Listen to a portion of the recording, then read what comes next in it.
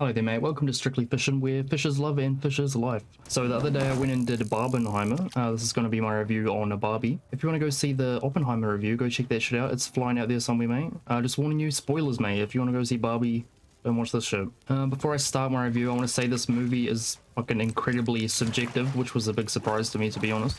So I think anyone watching it will have different opinions on, you know, what it was like and what everything meant in it as well, because there's a lot to cover, trust me. I went into this movie thinking it was going to be a movie for children. I was fucking wrong. I think the target audience for this movie was actually women out of their teens. I was thinking like, because it's an R13 movie, I see why it was R13, there was nothing too risque about it, but a lot of the subject matter was actually like pretty mature. I don't know if a 13-year-old would be up for it, to be honest. It was definitely a mature movie, not at all what I was expecting. I thought Oppenheimer was going to be the thinking movie and Barbie was going to be the chill, just pay attention movie. Nah, well, it was flipped completely. Barbie was a big thinking movie. It was definitely a fun little movie to go watch. I did enjoy my time watching it. The set design for Barbie Land, fucking impeccable, mate. They did a great job. It looked very plastic and toyish. Ash and Key, I thought it was pretty funny that like when Barbie's drinking and having a shower and stuff, there's no liquid, she's just like pouring it, mimicking. I thought that was a funny little touch, keeping it like very toy themed. Nice, very cool. Real good performances from Margot Robbie and Ryan Gosling as Barbie and Ken. I think they did a good job. I'm not super versed on what a Barbie's supposed to act like. I thought it was just a toy.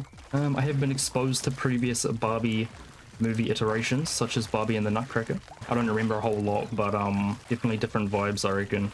As I was saying, the target audience I think was for women out of their teens. This was more evident later in the movie when Barbie's looking for the girl that was playing with her or whatever. The girl was sad, and it turns out that the girl was actually a mother playing with a Barbie with her daughter or something. Played by Ugly Betty. What a fucking, I love Ugly Betty, bravo, so watch that shit.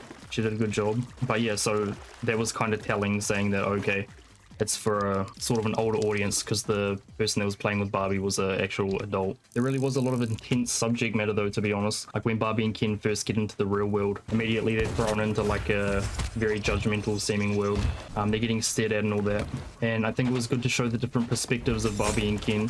Barbie was feeling uncomfortable because she felt a hostile gaze from everyone. And Ken just felt like he was being admired. I don't think that's a reflection on how all men feel. I feel like that's because in Barbie world he was invisible, like no one really cared about him, and all of a sudden he felt like he was being stared at and shit, which I think is a big part of why I think Ken did what he did. So when they first get into the real world, there's quite an uncomfortable scene of Barbie getting catcalled and someone smacks her on the bum, mate. And I think it's good that they made that uncomfortable. Like it really shows a good contrast between where Barbie Land's all fucking bubblegum and perfect and gets thrown into this fucking dirty, scummy world.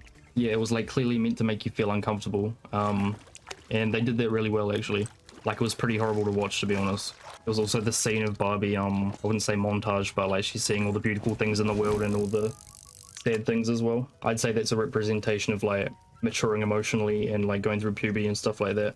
I think the overall message of the movie was it was sort of like a coming of age movie, but sort of in retrospect, like I feel like it's not really for girls that are actually coming of age. It's more for women who are like out of childhood and need some reassurance of how they are in the world and how they need to, you know, be confident and accepting of who they are.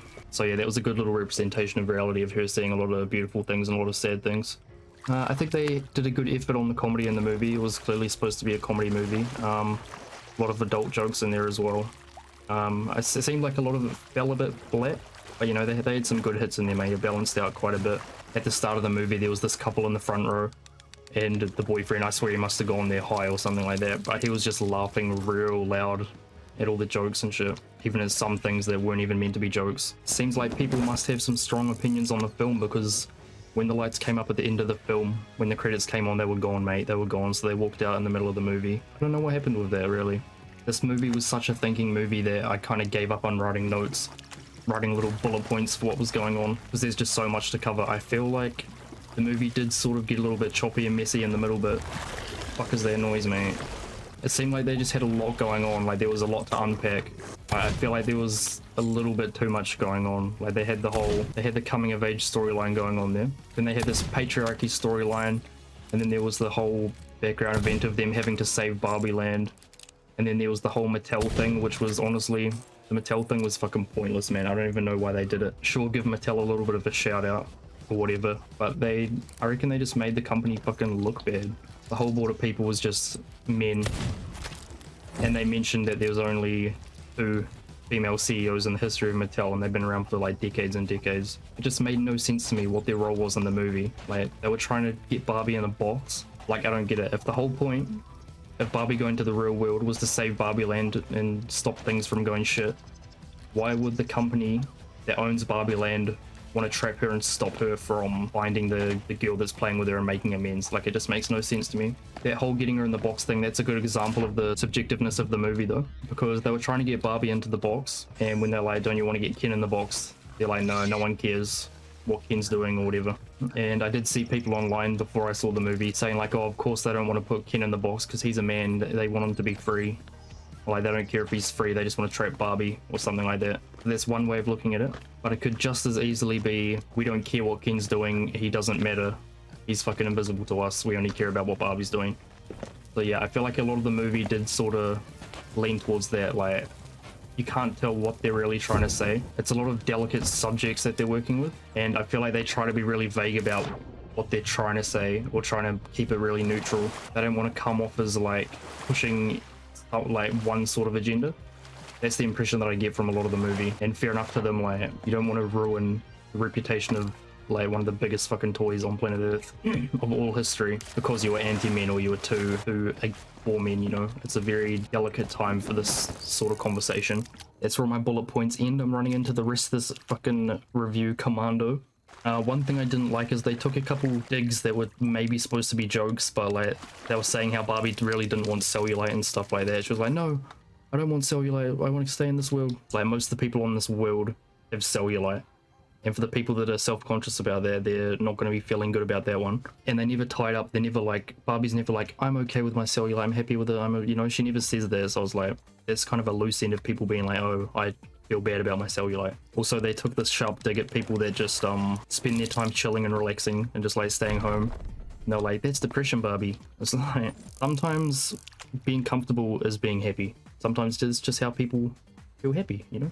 Just gonna turn a lot of people's lifestyle into a negative thing, and they gave no guidance on how to fix that as well. It was just like, oh, you're fucked. This all sounds like I'm picking the movie apart. Well, it's because there's so much discussion and things that you can talk about with it. It's not to say I didn't enjoy watching the movie. It was a fun movie to watch. I did like it. They crammed a whole lot into this one movie, and I went into it thinking it was going to be a simple one, you know, and it really wasn't. Like, I thought there was going to be a linear message and just sort of perspective, something that was easy to digest, you know, and it was just completely the opposite. Where's he shooting me from? Fuck you, buddy. I was a little bit confused by how the message was supposed to be Barbie accepting her like womanhood, but the whole goal was to try and save Barbie Land. Like, I don't really know what that's trying to say about the real world, because Barbie Land represents like childhood and innocence and stuff like that. Is it like struggling with like becoming emotionally mature and hitting puberty and stuff like that? I feel like that's the way it sounds, but it just doesn't make too much sense to me, like message wise, if that's what Barbie Land symbolizes compared to the real world. I understand it for the storyline, but I don't know, man. It's a really fucking sticky one, to be honest.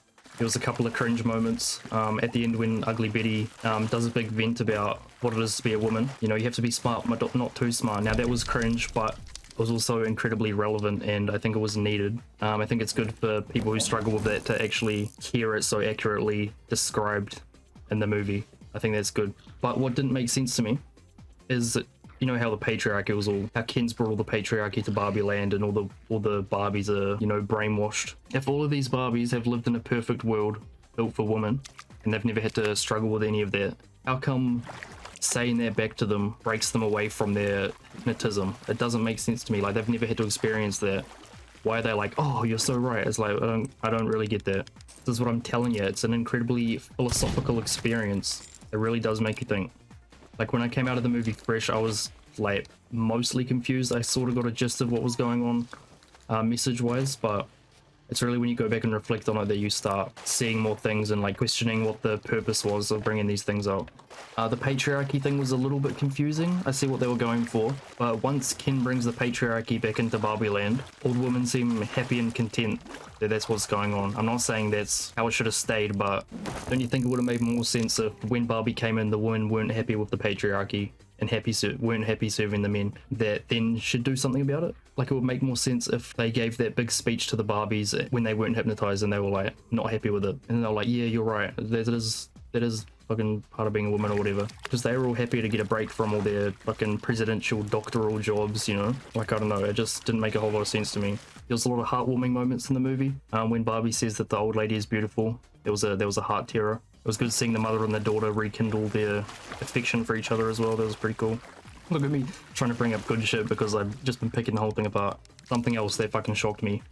Barbie and Ken are boyfriend and girlfriend. I don't know if they've always have been in Barbie lore or whatever. But they're like, don't you love Ken? And she's like, no, I don't love Ken. It's like, have you been leading him on this whole time or something? Why are you boyfriend and girlfriend? Like, that was a bit of a shock, especially compared to, like, remember that Barbie TV show? Happy anniversary, Barbie. Ooh, Ken, I love the stubble.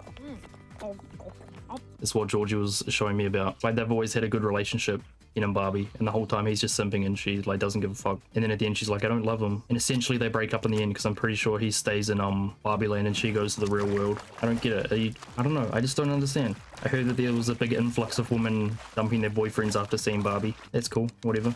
If they're assholes, if they're douchebags like Ken was, then go for it, mate. I also had some questions about the outcasts of Barbie Land, Ellen and Weird Barbie. I don't know, all of Barbie Land treats Weird Barbie like she's some fucking, yeah, weirdo. You know what I'm saying? And it was evident that other Barbies had gone to her for help in the past. So what, they just leave her isolated up in wherever she's staying and they only go to her for help? I don't know. It kind of rubs me a kind of weird way. It seemed like they maybe accepted her in the end. I don't know, there was no real clarity on that or what. Also, I don't really know what's up with Ellen. He's not canonically gay. I feel like that was supposed to be the character for gay people to associate with or like relate with. I didn't get that impression though. I didn't get the impression that he was gay. So what does that mean for him? He's just completely outcast. The Kens don't like him. No one really hangs out with him. He helped all the Barbies in the end. I don't know. It's just a strange one. I just got funny feelings from the outcasts of the movie. Like, they didn't really feel accepted, you know, if the movie's all about empowerment and stuff like that. And when you're feeling isolated as a way to feel like an inclusion within yourself, I didn't really get that from those characters. I suppose Weird Barbie was good and confident, but didn't seem like people really gave a fuck about her, you know, until she was the fucking hero of the movie. Anyway, I don't really know if I've said the right things here. Obviously, as I said, this is very delicate subject matter.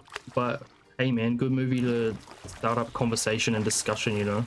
A very good thinking movie, I will give it that. I did enjoy the movie. I'm glad I went and did the Barbenheimer experience. It was a good time, brother. It was. With that, I have to give Barbie a 7 out of 10, mate. Not bad, not bad.